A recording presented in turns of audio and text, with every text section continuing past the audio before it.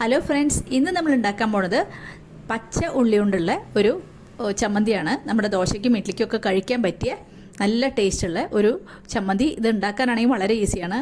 Even ബാച്ചിലേഴ്സിനൊക്കെ ഉണ്ടാക്കാൻ പറ്റണ ഒരു ചമ്മന്തിയാണ് കേട്ടോ. അപ്പോൾ ഞാൻ പെട്ടെന്ന് തന്നെ വീഡിയോയിലേക്ക് പോവാം. ഈ ചമ്മന്തി ഉണ്ടാക്കാൻ വേണ്ടിയിട്ട് ഞാനിവിടെ ഒരു സവാളയാണ് എടുത്ത് വെച്ചേക്കണത്. 2 പേർക്കുള്ള ചമ്മന്തി നമുക്ക് ഇതുകൊണ്ട് ഉണ്ടാക്കാൻ പറ്റും. അപ്പോൾ ഞാൻ സവാള നല്ലോണം കഴുകി ചെറുതായി അരിഞ്ഞെടുത്ത് മിക്സിയിൽ അരച്ചെടുക്കുകയാണ് ചെയ്യണത്. അപ്പോൾ ചെറുതായിട്ട് അരിഞ്ഞെടുത്തു. പെട്ടെന്ന് നന്നായിട്ട് അരിഞ്ഞ് കിട്ടാൻ വേണ്ടിയിട്ടാണ് ചെറുതായിട്ട് അരിഞ്ഞത് കേട്ടോ. ഇനി നമുക്ക് മിക്സിയുടെ ജാറിലേക്ക് സവാള ഇട്ട് കൊടുക്കാം. ഒട്ടും വെള്ളം ഒഴിക്കാതെ നമുക്ക് ഇത് അരച്ചെടുക്കണം കേട്ടോ. അപ്പോൾ ഞാൻ മിക്സിയുടെ ജാറിലേക്ക് അരിഞ്ഞു വെച്ച സവാളയെല്ലാം ഇട്ട് കൊടുത്തു. എന്നിട്ട് നമുക്ക് പെട്ടെന്ന് തന്നെ അരച്ചിട്ട് വരാം. ഇനി ഒന്ന് അരച്ചിട്ട് വരാം കേട്ടോ. നല്ല പേസ്റ്റ് പോലെ അരയ്ക്കാൻ ശ്രദ്ധിക്കണം, വെള്ളമൊട്ട് ഒഴിക്കരുത്.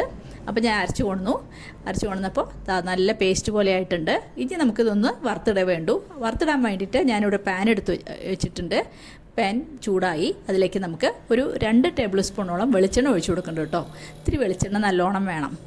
അപ്പോൾ വെളിച്ചെണ്ണ കുറച്ച് ഒഴിച്ചു കൊടുക്കുക. എന്നിട്ട് വെളിച്ചെണ്ണ നല്ലോണം ചൂടായി കഴിഞ്ഞാൽ നമുക്കതിലേക്ക് 1 സ്പൂൺ കടുകാണ് ചേർത്ത് കൊടുക്കുന്നത്. കടുക് നല്ലോണം പൊട്ടിക്കഴിഞ്ഞാൽ ഇനി നമുക്ക് അതിലേക്ക് കുറച്ച് കറിവേപ്പില കൂടി ചേർത്ത് കൊടുക്കാം. അപ്പോൾ കടുക് നന്നായിട്ട് പൊട്ടി. അപ്പോൾ നമുക്കതിൽ കറിവേപ്പില ചേർത്ത് കൊടുത്തു. കറിവേപ്പില മൂത്ത് കഴിഞ്ഞപ്പോൾ നമുക്ക് മുളക് പൊടി ചേർത്ത് കൊടുക്കണം.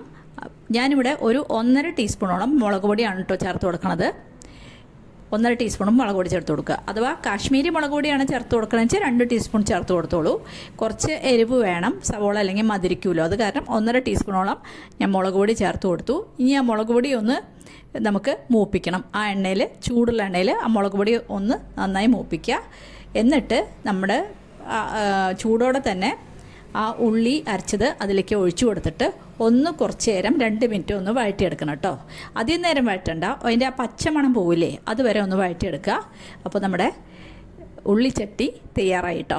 നല്ല ടേസ്റ്റാണ് കഴിക്കാൻ. എല്ലാവരും ഉണ്ടാക്കിയിട്ട് അഭിപ്രായം പറയണം കേട്ടോ. അപ്പോൾ ഇത് എല്ലാവർക്കും ഉണ്ടാക്കി നോക്കാവുന്നേ ഉള്ളൂ. അതുപോലെ ഇത് ചെറിയ ഉള്ളിയിൽ ചെയ്യുകയാണെങ്കിൽ വളരെ ടേസ്റ്റുള്ളതായിരിക്കും കേട്ടോ. ഇനി നമ്മൾ ഉപ്പ് ചേർത്തിട്ടില്ല. അപ്പോൾ ഉപ്പ് നമ്മൾ 1 ടീസ്പൂൺ ഉപ്പ് ചേർത്ത് കൊടുക്കുക. എന്നിട്ട് നല്ലോണം ഇളക്കി കൊടുക്കുക. ഇപ്പോൾ വേണമെങ്കിൽ നമുക്ക് കുറച്ച് പച്ച വെളിച്ചെണ്ണ കൂടി മുകളിൽ കൂടെ ഒഴിച്ചു കൊടുക്കാം. ഞാൻ ഇപ്പോൾ ഒഴിച്ചു കൊടുക്കുന്നില്ല, ആദ്യമേ നല്ലോണം വെളിച്ചെണ്ണ ഒഴിച്ചിട്ടുണ്ടല്ലോ. അപ്പോൾ അത് മതിയെന്ന് വിചാരിച്ചു. ഇനി നമുക്ക് ഇത് ഒരു ബൗളിലേക്ക് മാറ്റാം. നമ്മുടെ ചട്നി തയ്യാറായിട്ടോ. അപ്പോൾ ചട്നി ഞാൻ സെർവിങ് ബൗളിലേക്ക് മാറ്റി.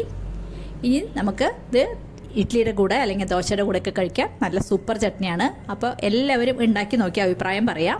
എല്ലാവരും എൻ്റെ വീഡിയോ കണ്ടതിന് ശേഷം ഒന്ന് ലൈക്ക് ചെയ്യണം കേട്ടോ. അതേപോലെ എൻ്റെ വീഡിയോ ആരെങ്കിലും ആദ്യമായിട്ട് കണ്ടെങ്കിൽ ഒന്ന് സബ്സ്ക്രൈബ് ചെയ്ത് സപ്പോർട്ട് ചെയ്യണം കേട്ടോ. സബ്സ്ക്രൈബ് ചെയ്യുമ്പോൾ കാണുന്ന ബെല്ലൈക്കൺ കൂടി അമർത്താൻ മറക്കരുത്. ഇനി ഒരു പുതിയ വീഡിയോ ആയിട്ട് നമുക്ക് അടുത്ത് തന്നെ കാണാം. താങ്ക്